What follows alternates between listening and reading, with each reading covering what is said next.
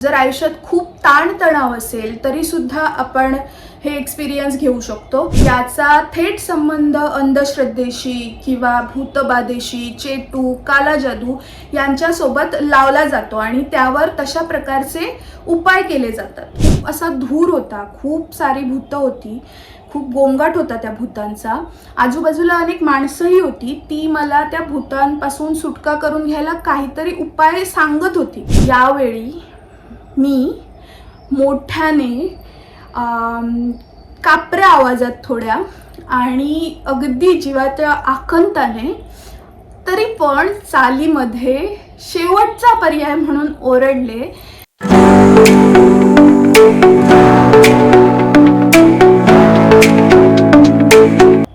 नमस्कार. Whimsical पीयूच्या whimsical लाईफमध्ये पुन्हा एकदा तुमचं सगळ्यांचं मनपूर्वक स्वागत. आज मी अगदीच ताजा म्हणजे 2-4 दिवसापूर्वी माझ्या आयुष्यात घडलेला एक प्रसंग तुमच्यासोबत शेअर करणार आहे. पण त्यापूर्वी जे कोणी माझा व्हिडिओ पाहत असतील त्यांनी चला पटापट माझा चॅनल सबस्क्राईब करा, व्हिडिओ शेवटपर्यंत पहा आणि तो तुम्हाला आवडला तर तुम्ही लाईक, कमेंट आणि शेअर या गोष्टी तर करालच. तर तुमच्या बाबतीत असं कधी झालंय का की तुम्ही गाढ झोपेत आहात आणि खूप भयानक स्वप्न पडतंय आणि त्या स्वप्नात तुम्ही अचानक थोडीशी तुम्हाला जाग येते, पण अर्धवट जाग, आणि तुमचं शरीर हलू शकत नाहीये. तुम्ही मोठ्याने ओरडण्याचा प्रयत्न करताय. तुम्हाला असं वाटतंय की तुमच्या छातीवर कुणीतरी अगदी किल्विश टाईप जो असतात ना, भयानक भूत वगैरे असं कोणतरी बसलंय आणि तुमचा नरडा आवळतोय. असे प्रसंग तुमच्या आयुष्यात नक्की घडलेले असतील आणि अनेक जण याला भूतबाधा म्हणतात. त्यानंतर काला जादू आणि चेटूक अशा प्रकारची नावं देतात. पण याला सायंटिफिक नाव आहे स्लीप पॅरालिसिस. माझ्या आयुष्यातला प्रसंग तुमच्यासोबत शेअर करण्याआधी यामागचं सायन्स मी तुम्हाला थोडक्यात समजावून सांगते. आपण जेव्हा झोपतो तर त्या झोपेचे काही टप्पे असतात. त्यापैकी NREM म्हणजे नॉन रॅपिड आय मूव्हमेंट आणि REM म्हणजे रॅपिड आय मूव्हमेंट अशा 2 महत्त्वाच्या स्टेजेस आहेत. तर आपण गाढ झोपेत असतो ती स्टेज म्हणजे रॅपिड आय मूव्हमेंट स्टेज, आणि याच स्टेजला आपल्याला स्वप्न पडतात आणि आपलं शरीर जे आहे ते सुद्धा स्थिर झालेलं असतं.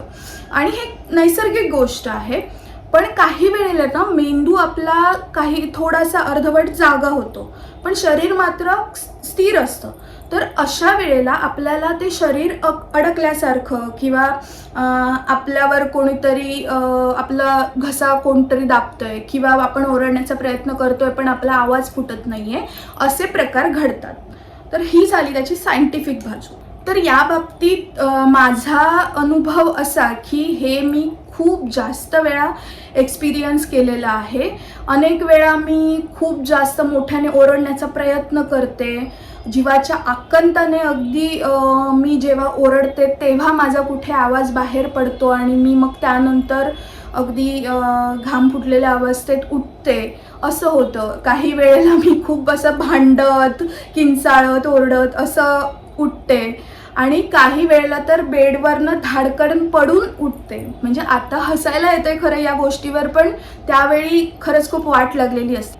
तर हे मी गेले 2-3 वर्ष सतत एक्सपिरियन्स करते, तर त्यामुळे सवय झाली आहे म्हणा. त्यामुळे मी माझ्या नवऱ्याला हे सांगून ठेवलं की मी झोपेत थोडं ओरडताना तुला जाणवलं किंवा मी तडफडते असं जाणवलं तर मला लगेच हलवून तू उठव, कारण मी स्वतः उठू शकत नाहीये. माझं शरीर त्यावेळी पॅरालाइज झालेलं असतं. मी स्वतः मात्र त्यातनं पटकन बाहेर येऊ शकत नाही. आता यातला सायंटिफिक भाग मी तुम्हाला पहिल्यांदाच सांगितलंय. पण हे जर वारंवार होत असेल तर याला कारणं काय आहेत? तर एकतर झोपेची कमतरता किंवा अनियमित झोप म्हणजे पुअर स्लीप क्वालिटी म्हणतो आपण, किंवा एक प्रॉपर शेड्यूल नसतं झोपेचं, कधीही झोपलं, कसंही झोपलं, अशा वेळी असे प्रकार होऊ शकतात. जर आयुष्यात खूप ताणतणाव असेल तरी सुद्धा आपण हे एक्सपिरियन्स घेऊ शकतो, किंवा खूप जास्त थकवा आलेला असेल तरी सुद्धा स्लीप पॅरालिसिस होऊ शकतो. आता मोस्ट ऑफ द टाइम ही जी स्वप्न असतात ना, तर ती एकतर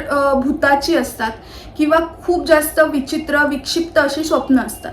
तर त्यामुळे याचा थेट संबंध अंधश्रद्धेशी किंवा भूतबाधेशी, चेटू, काला जादू यांच्यासोबत लावला जातो आणि त्यावर तशा प्रकारचे उपाय केले जातात.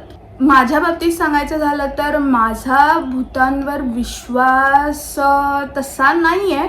म्हणजे मी भूत पाहिलेलं तर नाही आहे, पण जेव्हा स्वप्नात आपण असतो तर ती स्वप्न आपल्यासोबत खरी घडतायत असं आपल्याला तेव्हा तरी वाटत असतं.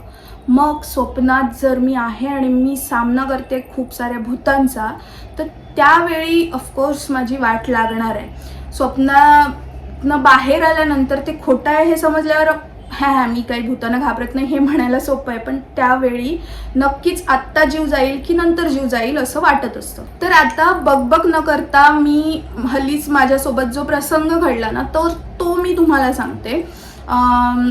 हा माझ्या बाकीच्या प्रसंगांपेक्षा खूप वेगळा होता आणि महत्त्वाचं म्हणजे सुखावणारा होता. व्हिडिओ शेवटपर्यंत बघा, तुम्हाला का ते कळेलच. तर त्या दिवशीही नेहमीप्रमाणे माझं भूतांचं स्वप्न चालू होतं. यावेळी असं हॉरर फिल्मसारखं स्वप्न पहिल्यांदा चालू झालं आणि त्यात पहिल्यांदा माझा समावेश नव्हता. मी फक्त ते बघत होते आणि नंतर मी त्या स्वप्नात एंटर झाले. आता ही स्वप्न जी आहेत ती खूपच निरर्थक, विचित्र एकदम आणि त्यांचा काही अर्थच नसतो. त्यामुळे बऱ्याच वेळेला सकाळी ती आठवत नाहीत. पण या स्वप्नाच्या बाबतीत जे थोडंफार काय आठवते तर ते मी तुम्हाला आता सांगते. तर त्या स्वप्नाच्या बाबतीत सीन असा होता की खूप असा धूर होता, खूप सारी भूतं होती, खूप गोंगाट होता त्या भूतांचा. आजूबाजूला अनेक माणसंही होती. ती मला त्या भूतांपासून सुटका करून घ्यायला काहीतरी उपाय सांगत होती. पण मी तो ऐकण्याचा प्रयत्न जेवढा करत होते ना तर मला माझ्या कानांपर्यंत काही पोहोचतच नव्हतं. एवढी ती भूतं गोंगाट करत होती त्यावेळी आणि मी खूप जास्त घाबरले होते. आणि असं झालं की तेवढ्यात एक तिथे पुजारी चे गेटअप असतो ना तसे एक काका आले. त्यांनी एक यंत्र पिठाचं बनवलेलं माझ्या हातात दिलं. असं लांबट ते होतं आणि त्यांनी मला सांगितलं की या गोंगाटापासून तुझं मन वळव आणि ते एकाग्र कर आणि तुझ्या इष्टदेवतेचं किंवा तू त्यांच्यावर विश्वास ठेवतेस त्यांचं नामस्मरण कर. आता मी ते यंत्र हातात घेतलं, खूप जास्त धूर, आणि जसं मी ते करायला सुरुवात केली तसं त्या भूतांचा गोंगाट होता तो कितीतरी वाढला. म्हणजे असं झालं की मला सगळं असह्य होतं आहे. म्हणजे ते खूप विकोपाला पोचलं सगळं अक्षरशः.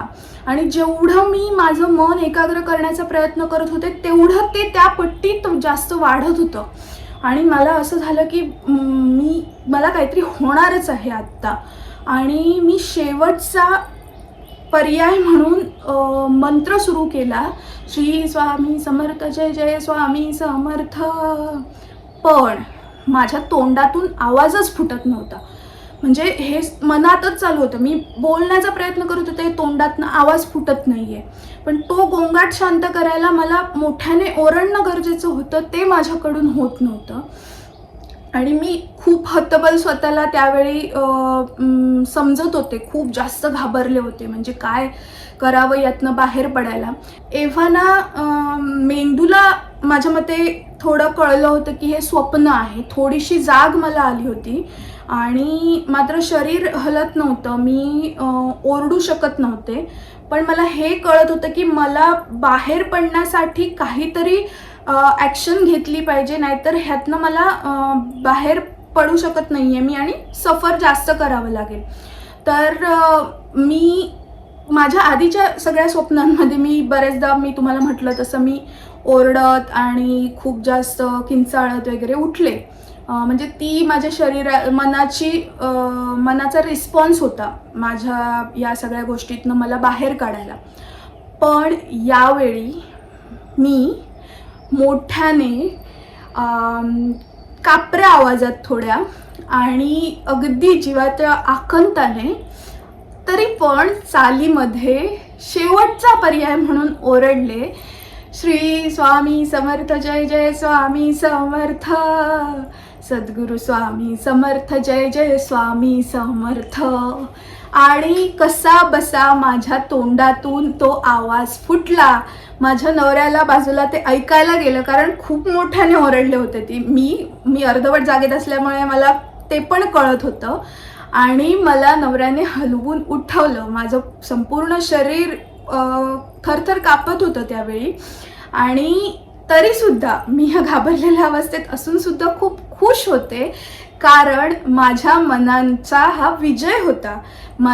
मी जे एरवी घाबरत उठत होते या सगळ्या गोष्टींना, तर माझ्या मनाने माझ्या श्रद्धेचा वापर मला यातनं बाहेर काढण्यासाठी केला होता.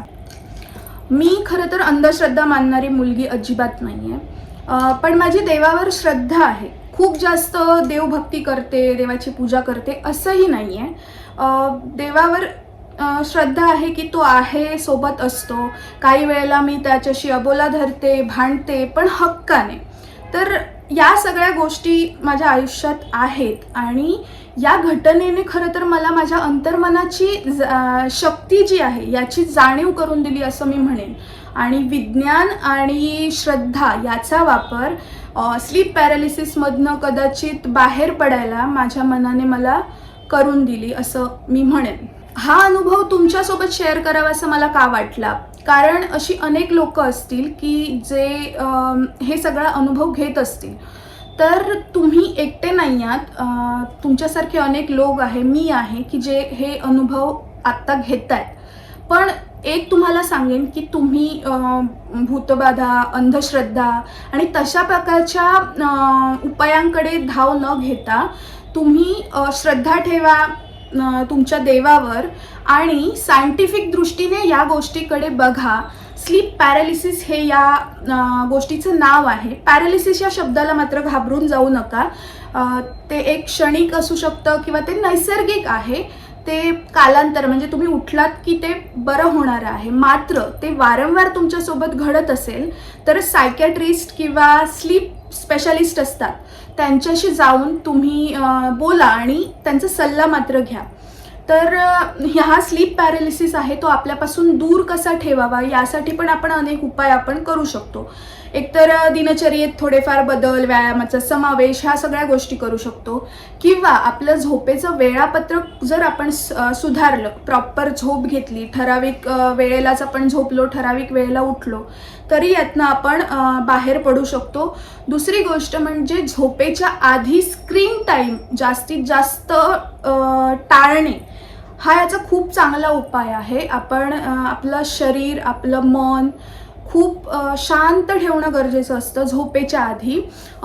जे तुम्ही खूप शांत म्युझिक, जे कामिंग म्युझिक म्हणतात, ते ऐकून करू शकता. किंवा ज्यांना देवावर विश्वास आहे तर ते काही मंत्र, रामरक्षा, नामस्मरण करत झोपू शकतात. किंवा पॉझिटिव्ह अफर्मेशन्स असतात तर ते ऐकू शकतात आणि त्यानंतर झोपू शकतात. तर या सगळ्या गोष्टी करून आपण स्लीप पॅरालिसिस पासून आपल्या स्वतःला वाचवू शकतो. शेवटी मी एवढंच म्हणेन की माझी एवढी सगळी बडबड तुम्ही ऐकून घेतली त्यासाठी मनःपूर्वक धन्यवाद. तुम्हाला व्हिडिओ कसा वाटला आणि तुमच्यासोबत असं काही घडलं असेल तर तुम्ही तुमचा एक्सपिरियन्स कमेंटमध्ये नक्की शेअर करा. आणि व्हिडिओ जर आवडला तर लाईक, शेअर आणि चॅनलला सबस्क्राईब करायला विसरू नका. पुन्हा आपण भेटूच नवीन व्हिडिओ, नवीन गोष्ट घेऊन. तोपर्यंत खूप छान क्वालिटी स्लीप घ्या. तुम्ही आणि तुमचा परिवार मानसिकदृष्ट्या, शारीरिकदृष्ट्या खूप जास्त सुदृढ राहो ही स्वामींचरणी प्रार्थना. धन्यवाद.